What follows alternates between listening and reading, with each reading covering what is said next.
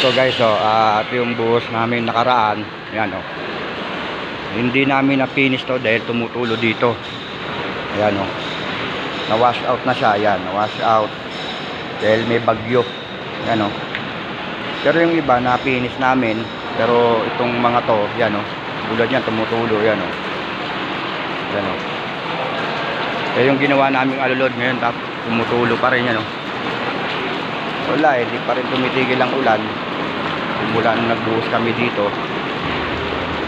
Ayan tapos ito dito, dyan yung dyan punta ng tubig, ayan, pati doon malalim na doon, ayan, kaya wash out yan mga yan, dahil dyan ang punta talaga ng tubig dahil naka-slope dyan.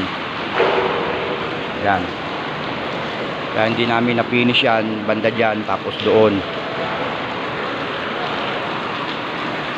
ayan, itong area na yan, yan hindi rin namin na-finish to dahil tumutulo banda doon. So kaya grabe nung hanggang ngayon pa rin, tuloy-tuloy pa rin ang tulo.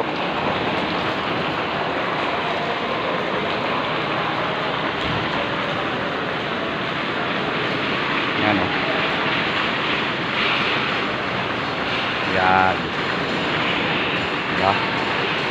Ngayon nagbuhos na naman ng another yung kadugtong yan, nagbuhos ulit kami para naman hindi na mangyari ulit ito, gantong sitwasyon na maraming tulo. Yan wash out